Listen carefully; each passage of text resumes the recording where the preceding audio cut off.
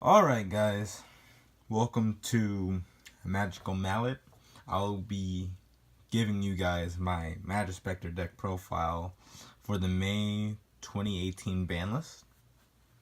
And without any further ado, let's hop in. Alright, so as we already know, I am a big fan of Majespecters. So backwards. Hold on, let me just set it up right. Okay. So first I want to start off with the 3 Bumbokus.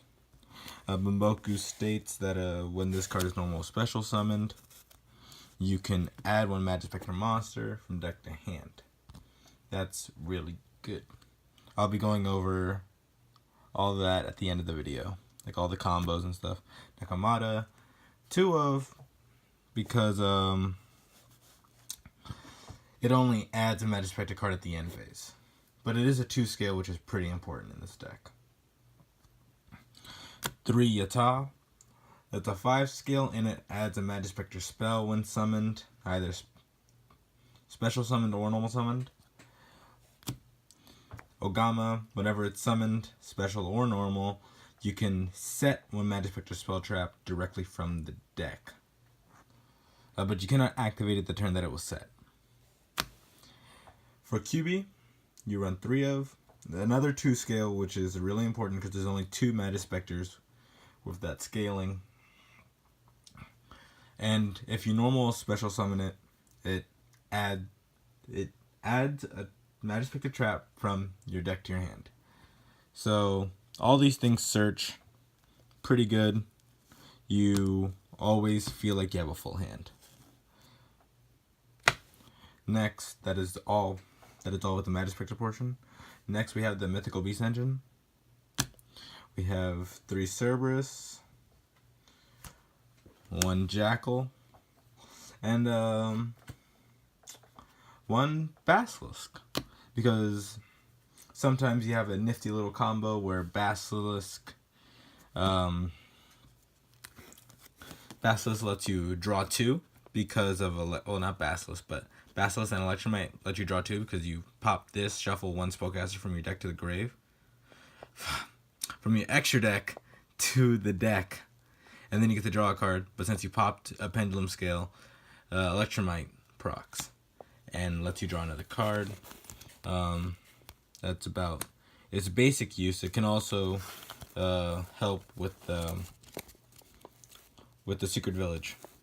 Jackal, pop it, special summon 1 Mythical Beast, mostly Cerberus, because Cerberus, when you pop it, it also lets you search for any Mythical Beast other than itself from the deck. Right? 1 level 7 or lower. Pretty sure none of them are higher than 8. Next, we have the Supreme King's Dark Worm and the Supreme King Gate. The fact that Dark Worm can special summon itself from the graveyard, so you Dragon Shrine Foolish, whatever. The fact that it can special summon itself from the grave and add a scale is actually just amazing for the deck. Honestly, I don't know why I didn't do this before. I didn't do this. I traded out whatever else I was supposed to have in the deck for the regional that I went to for this, and I don't know why I didn't do it sooner. It's pretty amazing. Next we have 2 Curtain Raiser. Curtain Raiser special summons itself, and it's a scale 7, so you can Pendulum Summon out Jackal King, which will set up negates for the next turn, for your opponent's turn, so you can negate a monster effect with him. 1 Droll. I would play more, but I only own the 1 copy. I'll tell you what I would trade out for it. Here are the Foolish and the Dragon Shrines. I run commons. You can run any rarity you want. I just have commons, whatever. It will send the Dark Worm more often than not. We have 3 Called by the Graves. I don't want to get drolled or ashed too often, or ghost ogred on my electromite, so I run 3 so that I can have a chance to negate it. 1 terraforming. You only need 1 for the deck. I don't think you should run any more, simply because you run enough garnets, I guess. Next we have 3 field spells, 1 Majesty's Pegasus, and 1 Secret Village, and 2 Secret Village, my bad. The Secret Villages, again, they're spell lockouts. They lock out Sky Strikers entirely. Like, unless they have a way to out your spellcasters, which most of the time they do not, because you can just spam them out easily. They cannot activate spells, and if they normal summon, let's say they have Droll in hand, they normal summon it, they can no longer activate their Sky Striker spells. So, really good tech right now. We'll see how this survives to the next format. How this does in the next format. Majesty's Pegasus. It's a one of. It's pretty good. If it gets Ghost Ogred, you're kind of screwed. But what happens is, first of all Majespecters gain 300 attack. And you contribute 1 Wind Spellcaster type monster. Yeah, one of those. And then special summon 1 level 4 or lower Majespecter monster from the deck. So, all of them that are unlimited and not hidden on the ban list. Rip Kieran. So, most of the time with this combo, you will normal summon any Majespecter, activate Pegasus. Pegasus pop the tribute your other Majespecter that you normal summoned. Special summon Mboku effect. Grab another Majespecter monster, whether it's for the scale or for the summon. And then after that, you pendulum summon them out. Or you can do some more tricky combos with there. Because Droll is a wind spellcaster. So if you really need a wind spellcaster, normal summon him. And you have yourself a wind spellcaster to attribute. Now, we have run 1 of each of the good Majespecter spell traps. I don't run Gust, I don't run Storm, because they don't activate during my opponent's turn at all. So, we run Sonics. Sonics doubles the attack of 1 Majespecter monster, but you only do half the damage that turn, which is fine. Cyclone, you tribute 1 Wind Spellcaster. Destroy 1 monster your opponent controls. It is a target destruction. Majespecter Tempest, which is the searchable Solemn Strike. It states, when a monster's would be special summoned, or a monster effect is activated, tribute 1 Wind Spellcaster monster, negate the summon or activation if you do destroy that card. The only difference is that, unlike Strike and Warning and all that, they can't hit the polymerization. Lastly, we have last for the Majespecter spell traps, we have Tornado. Tornado states tribute 1 Wind Spellcaster, then target 1 monster your opponent controls, banish it. And look how cute Mboku looks. Oh my god. And finally, 1 Infinite Impermanence. Why? Because I pulled it. That's just the answer. I pulled it, and it worked better than Effect Veiler. I didn't buy it. Next, we have the extra deck. We run 1 Totem Bird, because evenly matched is a thing, and negating spell traps is one thing that this deck is not great at. We run 1 Acid Golem. Acid Golem is just a 3k beat stick that helps you get over things. That's all its purpose is for. It does state that you cannot special summon any monsters while this card is on the field. So, you keep that in mind. Next, we have number 75, Bamboozling Gossip Shadow. Now, this one I want to spend some time talking about because it came out in Battle Legends Relentless Revenge. Not many people knew what to do with it.